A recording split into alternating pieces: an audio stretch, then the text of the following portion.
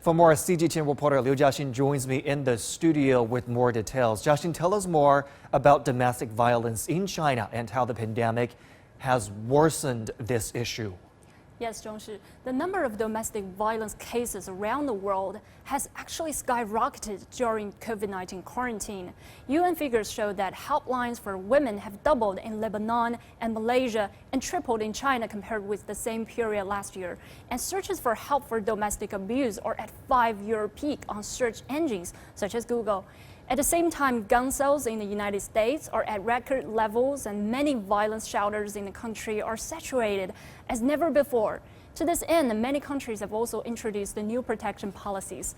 While France has code for those who call for help, and the Australian government has opened an application channel for this October for escaping violence payment to help victims get over their past and start a new life.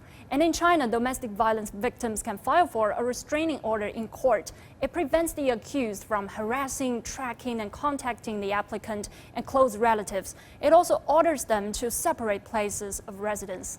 And in September, China State Council issued an outline for the development of Chinese women for the next 9 years.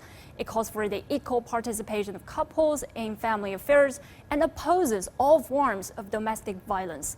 The importance of all this only bears more weight on this day for the elimination of violence against women. Online and offline, women have been sharing voices on standing up against abuse and not covering up for perpetrators. They're urging victims to expose the crimes and to protect one another. That's all for me. Back to you, Zhongshi.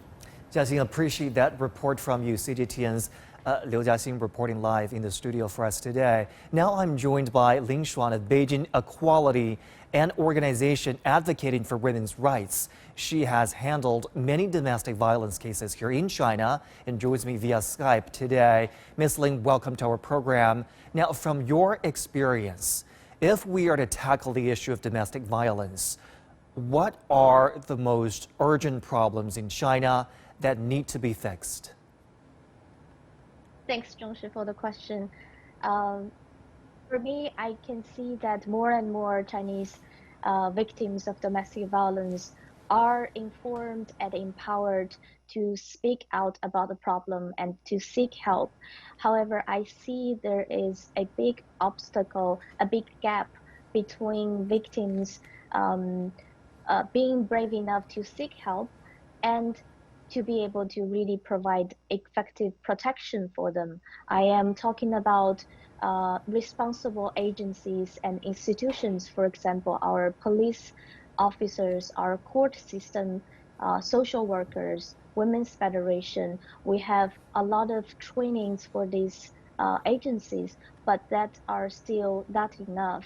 In a lot of cases, when victims do have the courage to seek out help, they are unfortunately not getting the effective protection that they are supposed to.